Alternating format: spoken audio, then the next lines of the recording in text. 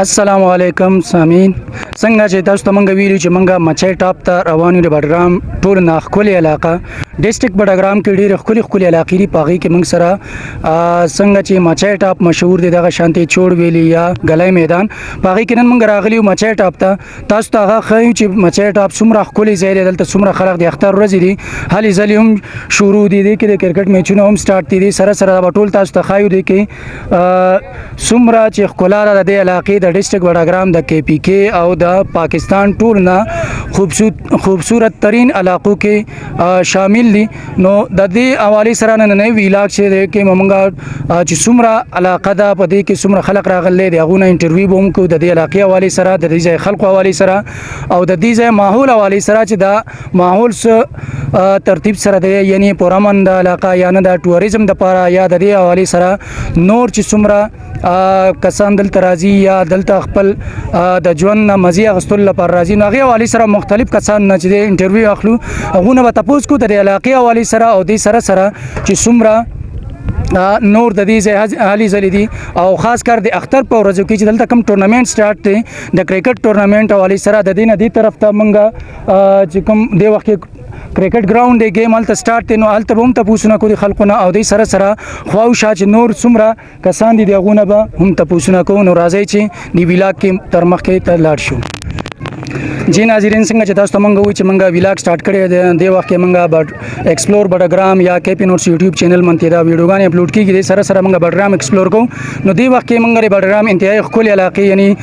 مچۍ ټاپ کې موجود دي دلته مونږ سره مختلف میلمانه چې دي هغه موجود دي نو ورسره مونږ مختلف انټرویوګانې کړي هم دي او د ویلاګ کې مونږ تاسو ته مختلف هلې ځلې چې د هغه ښیو نو مونږ سره یو میلمه ولاړ دی نن به تپوس کوو چې د کوم ځای نه راغلي او نوم یې څه دی او د دې علاقې حوالې سره څه ویل غواړي السلام علیکم وعلیکم سلام څه نوم دی جي ستاسو زمان هم وجیو زمان دی د کوم ځای نه راغلي د بډګرام کوزبانډې علاقې سیمې نه تعلق ساتو یونین کونسل کوزبانډه سره تعلق ساتي د مرګري چې راغلي بډګرام ډسټرکټ بډګرام سره تعلق لري د دې علاقې حوالې سره بس مچۍ ټاپ یعنی بډګرام بس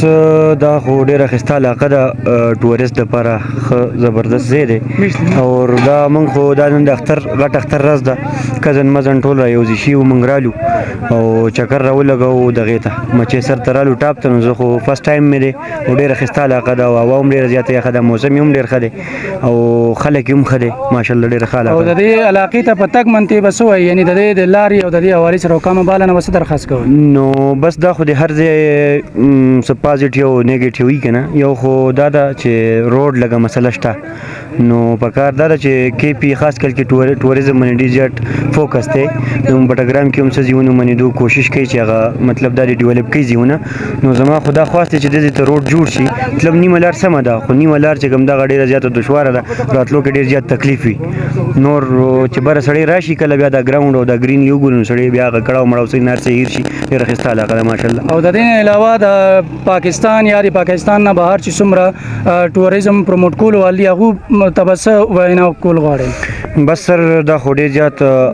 اپریشیشن دوی لپاره پکار دی دا خو ډېر زیات ښه کار دی او تاسو هم ډېر زیات مننه شکریا ادا کوم چې تاسو راغلی او بډګرام ټوریزم تاسو ډیولپ کوئ ډېره مننه سر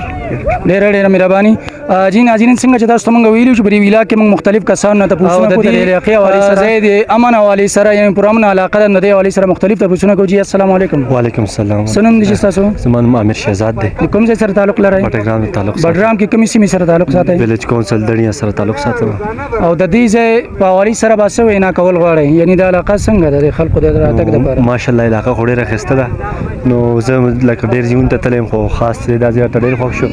او دلته زه خاص راغلی یم ته کرکټ ګراوند دی میچ ته درغلی یم کرکټ سره شوق ساتم او یو دغه دی ډېره ښایسته ښکلا ډېره ښه ده خو خبره دا ده چې بوټي پکې ډېر زیات کټ شوي دي نو زه دا ووایم چې ګورنمنټ دې ته خیال وکړي چې دا زموږ ښکلا ده دا زموږ د پاکستان ښکلا ده او خاص کر ویم چې دا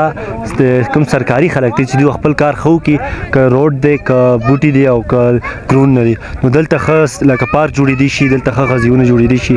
نو چې دې باندې غور وکړي نو او د دې علاقې د خلکو حوالې سره څه وینا کول غواړي ماشاءالله خلک خو ډېر ښه دی موږ سره خو لږ دغه کم وو نو رال موږ سره ډېر مدد وکړو لرګي راوړل دغه یې وکړل تورګۍ راوړله نو ماشاءالله ډېر ښه خلک دی پکې او ډېر عزتدار او میلمه دوست خلک دی ډېره مهرباني